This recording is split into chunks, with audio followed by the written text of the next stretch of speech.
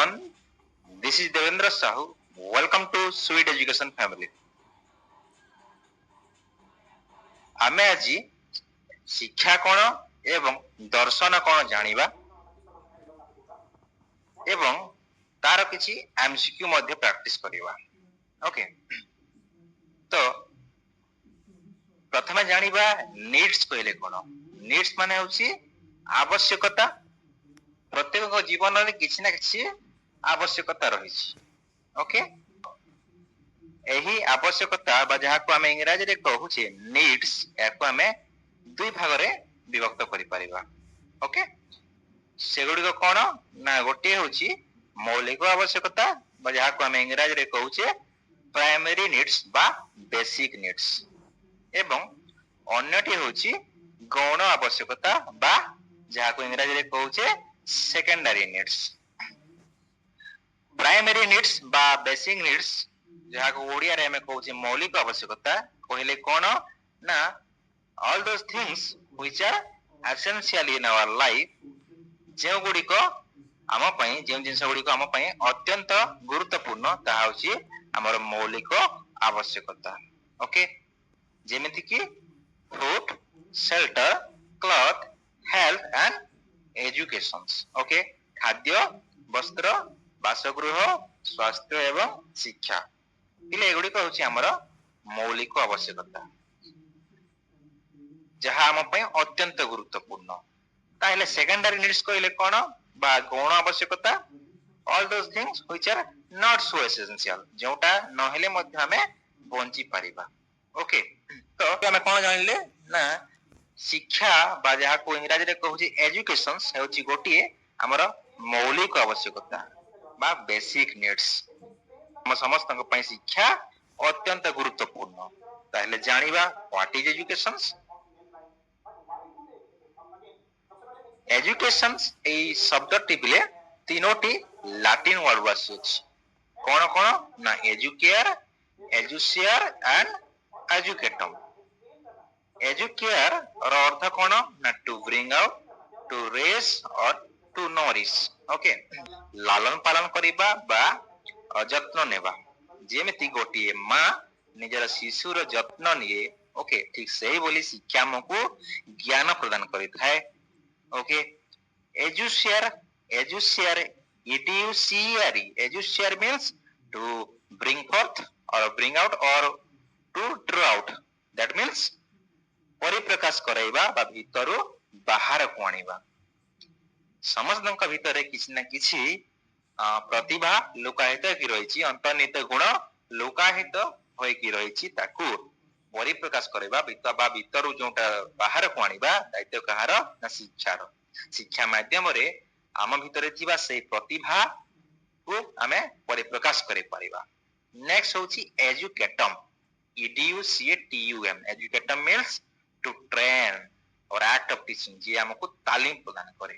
Clear? ପିଲେ ଆଉ ଗୋଟେ ଭଲ ଏକ୍ସାମ୍ପଲ ମାଧ୍ୟମରେ ଏଇ ତିନୋଟି ଯୋଉ ଲାଟିନ ୱାର୍ଡସକୁ ବୁଝିବା ଠିକ ସେ। ଯେମିତି ଗୋଟିଏ ବଗିଚାର ମାଲି ଯେମିତି ମାନେ ବଗିଚାରେ ଥିବା ଚାରା ଗଛ ଗୁଡ଼ିକର କେୟାର ନିଏ, ଠିକ ସେଇଭଳି ଶିକ୍ଷାନୁଷ୍ଠାନରେ ଶିକ୍ଷକ ଛାତ୍ରଛାତ୍ରୀ ମାନଙ୍କର କେୟାର ନିଅନ୍ତି, ସେମାନଙ୍କୁ ଜ୍ଞାନ ପ୍ରଦାନ କରନ୍ତି। ଓକେ, ଯେପରି ସେହି ବଗିଚାରେ ଥିବା ଚାରା ଗଛ ଗୁଡ଼ିକ ଭଲ ସାର, ଗୋବର, ପାଣି ପାଇଲେ ଏବଂ ଭଲ ପରିବେଶ ଦ୍ୱାରା ସେ କ'ଣ ହୁଏ, ଧୀରେ ଧୀରେ ସେହି ଚାରା ଗଛ ଗୁଡ଼ିକ ବଡ଼ ହୁଅନ୍ତି ଏବଂ କ'ଣ ସେଇ ଚାରା ଗଛ ଦିନେ ଦିନେ ବଡ଼ ବୃକ୍ଷ ହେବ ଏବଂ ସେଥିରେ ଭଲ ଫୁଲ ଆସିବ। ବୁଝି ହେଲା? ଠିକ ସେଇଭଳି ଯଦି ଶିକ୍ଷାର୍ଥୀ ମାନେ ଭଲ ଜ୍ଞାନ ପାଇବେ ଶିକ୍ଷକ ଠାରୁ, ତାହେଲେ ସେମାନେ ଦିନେ ନା ଦିନେ ବଡ଼ ମଣିଷ ହୁଅନ୍ତି। ଓକେ, ତ ସେଇଟା କହୁଛି ଏଜୁସିଆରରେ ତାଙ୍କ ଭିତରେ ଥିବା ସେଇ ଅନ୍ତର୍ନିହିତ ଗୁଣର ପରିପ୍ରକାଶ ହେଇଥାଏ। ଓକେ, ଆଉ କେତେକ ଏଜୁକେସନିଷ୍ଟ କୁହନ୍ତି ବା ଶିକ୍ଷାବିତ କ'ଣ କୁହନ୍ତି ନା ଏଇ ଏଜୁକେସନ ଶବ୍ଦଟି E ପ୍ଲସ ଡିଉକରୁ ଆସିଅଛି। ଇ ର ଅର୍ଥ କ'ଣ ନା out of or from within. Okay, ଏବଂ ଡିଉକର ଅର୍ଥ ହେଉଛି ଟୁ ଲିଡ। ଓକେ, ତାହେଲେ ଏହାର ଅର୍ଥ କ'ଣ ନା to lead out or we can say कौन draw out something from within माने आम भितर थिबा सेही अंतर्निहित गुण को बाहर को आनिबा ओके नेक्स्ट देखिबा हमें from which Latin word the word education has been derived okay आमे देखिले लाटिन वर्ड गुडी को कोन कोन ना एजुकेयर एजुशियर एजुकेटम एठारे हमर करेक्ट आंसर होची ऑल ऑफ द एबव वर्तमान हमें जानिबा जे शिक्षा बा एजुकेशन रो केतोटे सिनोनिम्स मध्य रहिछि पिले एजुकेशन रो केतोटे सिनोनिम्स अछि ताको मध्य हमें जानिबा एजुकेशन को शिक्षा को जे शिक्षा संस्कृत रे तथा सेही शिक्षा शब्दटी संस्कृत रो सास राशि मन रखिबो सास सास रो अर्थ कोन ना to control to teach to discipline तो आ गोटे संस्कृत वर्ड होची कोन विद्या ओके ताहा मध्य रूट कोन आसी ना विद राशि अछि हमर विद्या शब्दटी विद राशि अछि जार अर्थ होची टू नो जानिबा ओके ताको मध्य मन रखिबो एवं आ गोटे सिनोनिम्स होची हमर जाको कहजे पेडागोगी ओके पेडागोगी शब्दटी दुईटी ग्रीक शब्द राशि अछि गोटे अछि पोएडिस PAIDS पैडिस एवं एजेन AGIN एजेन इले मन रखिबो पैडिस रो अर्थ होची द बॉय बालक एवं एजेन रो अर्थ होची टू लीड तार अर्थ होची टू लीड मींस आगे नेबा तेणु पेडागोगी रो अर्थ होची टू लीड द बॉय माने शिक्षार्थी बा शिशु को आगे नेबा तार विकास करेबा क्लियर तो एटा मन रखिबो पेडागोगी विद्या शिक्षा एगुडी कहूची सिनोनिम ऑफ एजुकेशन तो एटारे से क्वेश्चन देछि देखो शिक्षा is derived from the Sanskrit root साफ व्हिच मींस कोन कोन कहली to control to teach to discipline एरो अर्थ होची कोन शृंखला बंजी नियंत्रण सिस्टम एटारे आंसर इजबो all of the above next question देखो एजुकेयर मींस कहली एजुकेयर रो अर्थ to bring up or we can say to nourish or to raise यार अर्थ होची लालन पालन करिबा तो यार answer is all of the above next होची एजुशियर means to bring out to grow out जार अर्थ होची परिप्रकाश करेबा बा भितरे थिबा अंतर्निहित गुण को बाहर को आनिबा तो एठारे हमरा सी हिजिबो correct answer both A and B next question पिले आमे सिनोनिम्स रो क्वेश्चन देई जेठी देखा विद्या is derived from the Sanskrit verb root बीट व्हिच मींस टू नो जानिबा क्लियर नेक्स्ट आमे जानिबा पिले जे डेफिनेशंस ऑफ एजुकेशन आमे नेक्स्ट देखिबा डेफिनेशन ऑफ एजुकेशन शिक्षा रो संज्ञा गुडी को देखिबा विभिन्न शिक्षाविद शिक्षा ऊपर विभिन्न मत दैछंती आमे देखिबा केतोटी इंडियन एजुकेशन देखिबा भारतीय शिक्षाविद एवं वेस्टर्न एजुकेशन मध्य देखिबा इंडियन एजुकेशन को माने अछंती ना महात्मा गांधी शंकराचार्य टैगोर ऋग्वेद उपनिषद विवेकानंद एमानक विषय रे देखिबा वेस्टर्न एजुकेशन देखिबा हमें Plato Aristotle Pestalozzi trowel Spencer okay हमें देखिबा महात्मा गांधी करो definition of education okay according to Mahatma Gandhi by education I mean an all round drawing out of the best in child and man body mind and spirit Mahatma Gandhi कोन कहउतले ना all round development कथा कहउतले सर्वांगीन विकास पर गुरुत्व देइतले सर्वांगीन विकास कहिले development of mind development of body development of spirit According to Rigveda, education makes man self-reliant and selfless. Rigveda अनुसारे education कौन करे ना मनुष्य को self-reliant कराए आत्मविश्वासी एवं निस्वार्थपर हेबारे साहाय्य करे. Okay. According to Upanishad, education is that whose end product is salvation. Education कौन जहार अंतिम लक्ष्य होची salvation बा जे हमको मुक्ति प्रदान करे. सा विद्या जा विमुक्त है सही विद्या जहाँ हमको मुक्ति प्रदान करे ओके ताहा होची एजुकेशन अकॉर्डिंग टू शंकराचार्य इले education is the realisation of self. Realization of self means ଆମେ ନିଜ ବିଷୟରେ ନିଜେ ଜାଣିବା, ଆମର strength, ଆମର weakness କଣ ଜାଣିବା, that is education. Okay, ଯିଏ ନିଜର strength weakness କୁ ଆମେ ଜାଣି ପାରିବା କା ମାଧ୍ୟମରେ, ଶିକ୍ଷା ମାଧ୍ୟମରେ। ହଉଛି Vivekananda, according to Vivekanand, education is the manifestation of divine perfection already exists in man. Okay, ମଣିଷ ଭିତରେ already perfection, divine perfection ଅଛି, ତାକୁ କେବଳ manifest କରିବାର ଅଛି। next ଦେଖିବା ଆମେ western educationist. western educationist ରେ ପ୍ରଥମେ ଦେଖିବା ପ୍ଲାଟୋଙ୍କର definition. Education is the capacity to feel pleasure and pain at the right moment. ଠିକ ସମୟରେ ଆନନ୍ଦ ଏବଂ ଯନ୍ତ୍ରଣା ଅନୁଭବ କରିବାର ଶକ୍ତି ହେଉଛି ଶିକ୍ଷା। ଓକେ, କେଉଁ ସମୟରେ ଆମେ ପେନ୍ ଫିଲ୍ କରିବା, କେଉଁ ସମୟରେ ପ୍ଲେଜର ଫିଲ୍ କରିବା, ସେଇ କାପାସିଟି ହେଉଛି ଏଜୁକେସନ। କିଏ କହିଥିଲେ ନା Plato.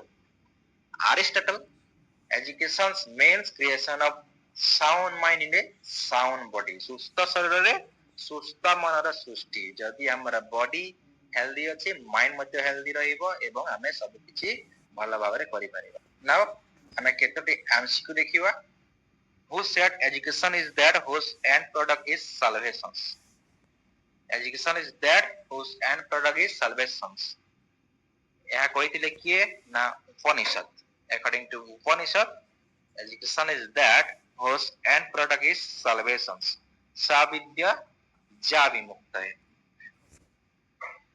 Next question, who said by education I mean an all-round drawing out of the best in child and man, body, mind and spirit.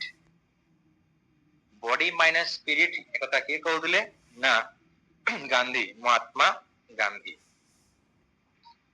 Next होची, who said education is the manifestations of divine perfection already existing in man. ମଣିଷ ମଧ୍ୟରେ ଥିବା ସେଇ divine perfection ର ମ୍ୟାନିଫେଷ୍ଟେସନ କଥା କିଏ କହୁଥିଲେ ନା Swami Vivekananda. Next question, who said education is the realization of self? realization of self, ନିଜକୁ ଜାଣିବା, ନିଜର strength, ନିଜର weakness କୁ ଜାଣିବା, ଏ କଥା କିଏ କହୁଥିଲେ Shankaracharya. Next question, who said education is the capacity to feel pleasure and pain at the right moment? ଠିକ ସମୟରେ ଆନନ୍ଦ ଏବଂ ଯନ୍ତ୍ରଣା ଅନୁଭବ କରିବାର ସେଇ ଶକ୍ତି ହେଉଛି ଶିକ୍ଷା। କିଏ କହୁଥିଲେ? ଏକଥା କହୁଥିଲେ Plato. Okay, next question play, who said education is the creation of sound mind in a sound body? ସୁସ୍ଥ ଶରୀରରେ ସୁସ୍ଥ ମନର ସୃଷ୍ଟି, ଏକଥା କହୁଥିଲେ ଆମର Aristotle. Aristotle, father of political science, right? Next question, who said education is the complete living? ପୂର୍ଣ୍ଣାଙ୍ଗ ଜୀବନ ଯାପନ କରିବା ପ୍ରକ୍ରିୟା ହେଉଛି ଶିକ୍ଷା, ଏ କଥା କହୁଥିଲେ ସ୍ପେନ୍ସର। ଏଟା ମନେ ରଖିବେ। ବର୍ତ୍ତମାନ ଆମେ ଜାଣିବା what is philosophy। ଦର୍ଶନ କହିଲେ କଣ? ହେଲେ ଫିଲୋସଫି ହେଉଛି ସବୁଠାରୁ ଓଲ୍ଡେଷ୍ଟ ସବଜେକ୍ଟ। ଫିଲୋସଫି ବିଷୟରେ ଡିସ୍କସ କରିବା। এই যে ফিলোসফি ওয়ার্ড আছে, এটা দুইটি গ্রিক ওয়ার্ড আসছে, গোটে হচ্ছে ফিলোস আর গোটে হচ্ছে Sophia. ফিলোস means love and sophia means wisdom, or we can say supreme level of knowledge.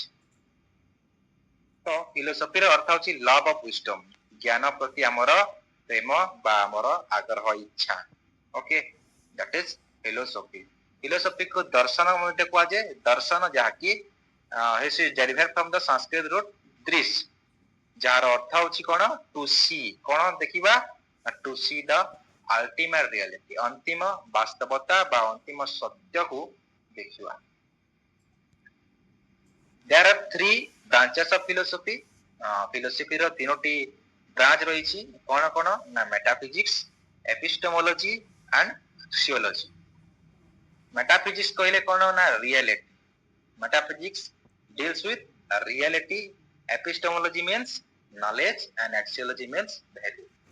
metaphysics रे हमें पढ़िबा जे अंतिम वास्तवता कौन ओके एवं एपिस्टेमोलॉजी रे हम डिस्कस करिबा ज्ञान उपरे ज्ञान कौन ज्ञान कोठु मिले एवं एक्सियोलॉजी रे हम डिस्कस करिबा मूल्यबोध उपरे ओके केतरी डेफिनेशन देखि दबा फिलोसॉफी रो okay according to Radhakrishnan philosophy is the logical inquiry into the nature of reality.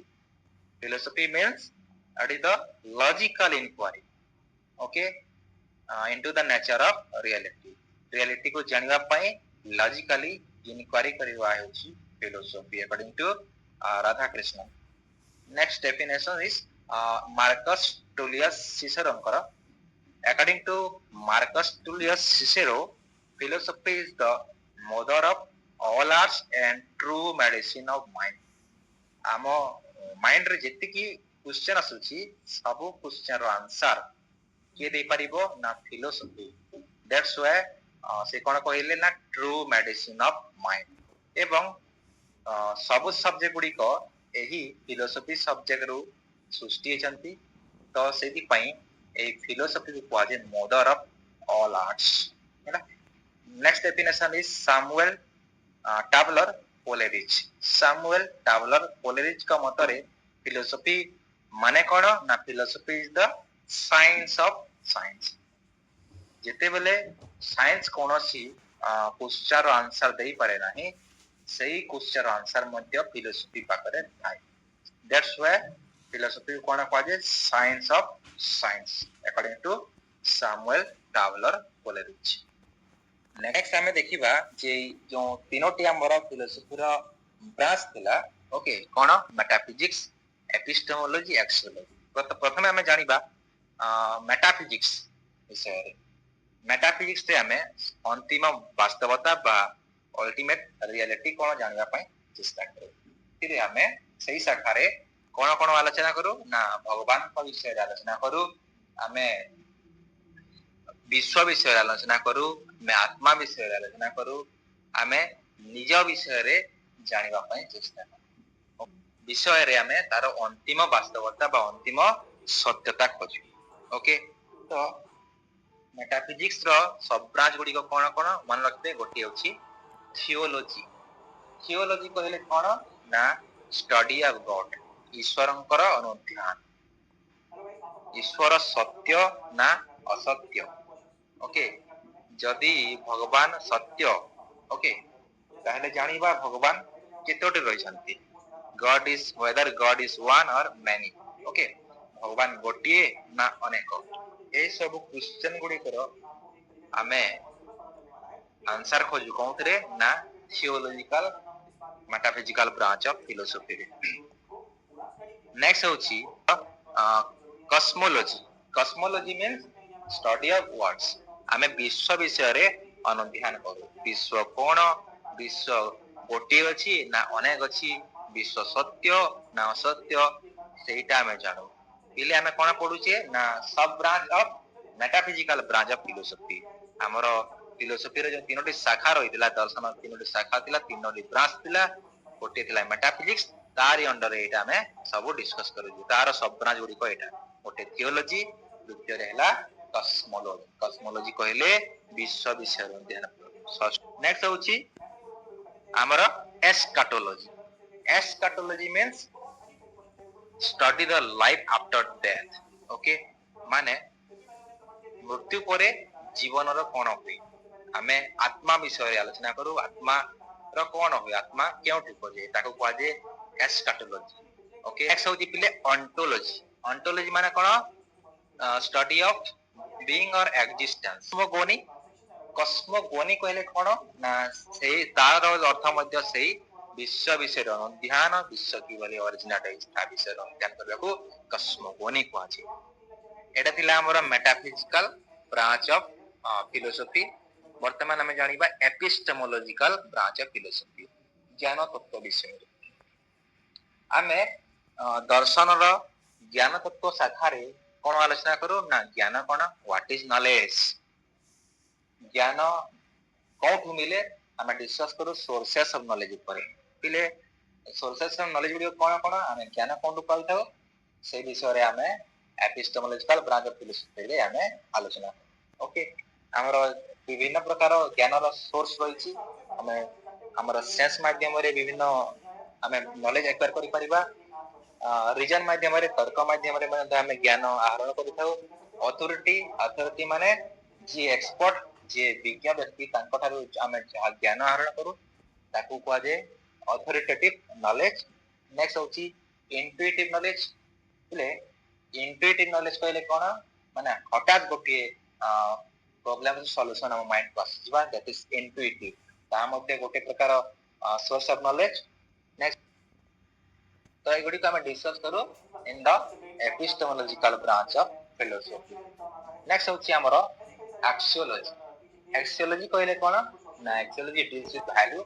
ଆମେ ମୂଲ୍ୟବୋଧ ଉପରେ, ଯାହା ବି ଆମେ ଆକ୍ଟିଭିଟି କରୁ, ଯେଉଁ କାର୍ଯ୍ୟ କରୁ, ତା ପଛରେ ତାର କଣ ଥିବା ଉଚିତ, ତା ଉଦ୍ଦେଶ୍ୟ ଥିବା ଦରକାର, ତାର ସେଇ କାର୍ଯ୍ୟର ମୂଲ୍ୟ ଥିବା ଦରକାର। ଓକେ, ସେଇଟା ଆମେ ଡିସକସ କରୁ axiology ଉପରେ। ଆମେ axiological branch ଫିଲୋସଫିରେ ଆମେ ଦେଖିବା ପୁଣି ତାର ସବ ବ୍ରାଞ୍ଚ ରହିଛି ତିନୋଟି। କଣ କଣ ନା, ଏଥିକ୍ସ। ଏଥିକ୍ସ ମାନେ କଣ ନା, ଏଥିକ୍ସ ମାନେ ହଉଛି ନୈତିକତା। ନୈତିକତା କହିଲେ କଣ, ଠିକ ଆଉ ଭୁଲ ଆମେ ପାର୍ଥକ୍ୟ ଜାଣିପାରିବା। ଲାଇଫରେ ଆମେ କଣ ଯାହା ବି କରୁଛେ କାମ, କୋଉଟା ଠିକ କୋଉଟା ଭୁଲ, କୋଉଟା ଆମେ କରିବା କୋଉଟା କରିବାନି, ଜାଣିପାରିବା, ସେଇଟା ହଉଛି ଆମର ନୈତିକତା ବା ଏଥିକ୍ସ। ଓକେ, ଯୋଉଟା ଆମେ ଡିସକସ କରୁ ଇନ ଦ axiological branch of philosophy ବା ମୂଲ୍ୟବୋଧ ତତ୍ତ୍ୱ। ନେକ୍ସଟ ହଉଛି ପିଲେ ଲଜିକ। ଲଜିକ କହିଲେ ପ୍ରୋ ରିଜନିଂ, ବା ଆଉ ଗୋଟେ ହଉଛି ପିଲେ ଆସ୍ଥେଟିକ୍ସ। ଆସ୍ଥେଟିକ୍ ମିନ୍ସ ब्यूटी, सुंदरता। ओके, तो नेक्स्ट देखिए हमें कौन relationship between philosophy and education. दर्शन एवं शिक्षा मध्य संपर्क, एथिरे हमें दीटा डेफिनेशन मन रखिबा जाकि एग्जाम रे क्वेश्चन आसे।